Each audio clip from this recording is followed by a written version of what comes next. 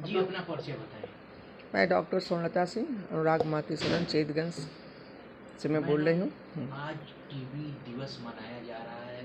आप भी टीबी रोग के प्रति बहुत एक्टिव हैं, क्या कहना चाहेंगी आप? मैं आज इंटरनेशनल क्षय रोग दिवस मनाया जा रहा है। आज मोदी जी भी हमारे यहाँ मौजूद हैं।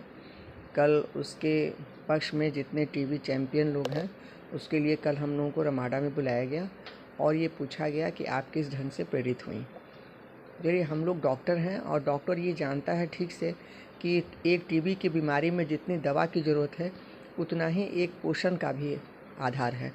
इसी चीज़ को बताने के लिए कि एक पोषण देना बहुत ज़रूरी है टीबी के मरीज़ को, तभी हम लोग टीबी पर जीत हासिल कर पाएंगे।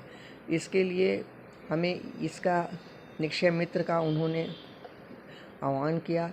जन सामुदायिक लोगों को भी उन्होंने बुलाया और इस बात को कहा कि जन भागीदारी बहुत ज़रूरी है इस टीबी को आगे उस पर जीतने के लिए।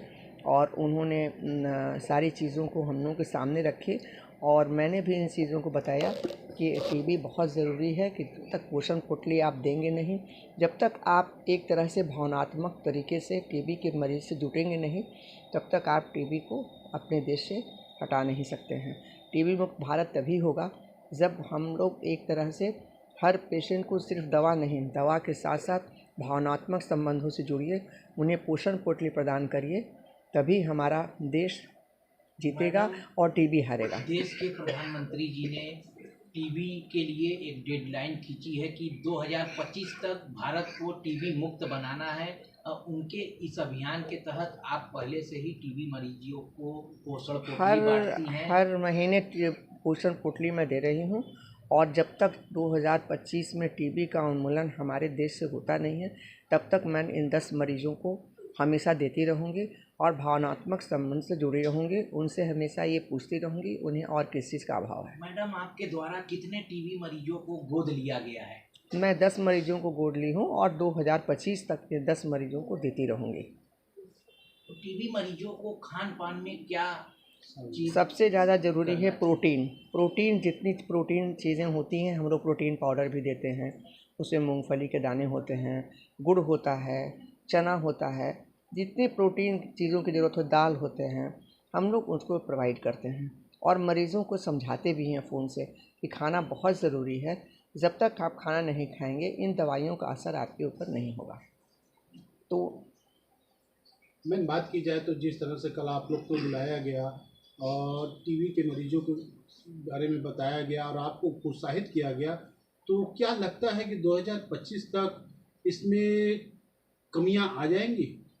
बिल्कुल, अगर हम लोग इसी तरह से अपने चीज़ों को समझेंगे, अपने दायित्व को समझेंगे और एक दूसरे को जब तक हम लोग इस दायित्व से बताने की कोशिश करेंगे नहीं कि सबका एक दायित्व है कि हर आदमी एक टीबी के पेशेंट को गोद ले और उनको भावनात्मक तरीके से जोड़कर उनको पोषण पोटली प्रदान करें। अगर हम लोग हर आदमी इसी तरह से उनको हमेशा सपोर्ट करते रहेंगे तो ज़रूर एक दिन ये टीबी हमारे देश से खत्म हो जाएगा।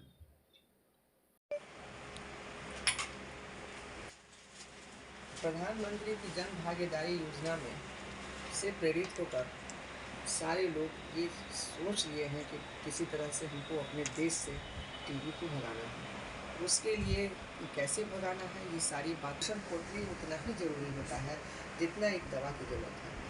आप पोषण पोटली दे बढ़ा देते हैं जिससे कि जितना भी उनका क्षय रोग की जो ट्यूबरकुलोसिस का जो माइक्रोबैक्टीरिया, इस तरह से अगर आप प्रोटीन खाते रहेंगे, भावनात्मक रूप से अपने मरीजों से जुड़े रहेंगे तो एक दिन ऐसा होगा जब टीबी हमारे देश से निकल जाएगा। 2025 का लक्ष्य जो रखा है, अगर हम एक भावनात्मक रूप से टीबी के मरीजों से जुड़ेंगे तभी वो ऐसा संभव है।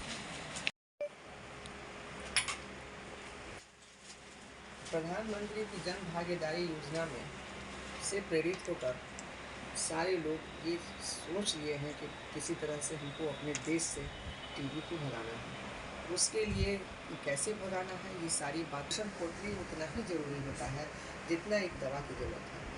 आप पोषण पोटली दे बढ़ा देते हैं जिससे कि जितना भी उनका क्षय रोग की जो ट्यूबरकुलोसिस का जो माइक्रोबैक्टीरिया, इस तरह से अगर आप प्रोटीन खाते रहेंगे, भावनात्मक रूप से अपने मरीजों से जुड़े रहेंगे, तो एक दिन ऐसा होगा जब टीबी हमारे देश से निकल जाएगा। 2025 का लक्ष्य जो रखा है, अगर हम एक भावनात्मक रूप से टीबी के मरीजों से जुड़ेंगे तभी में ऐसा संभव है।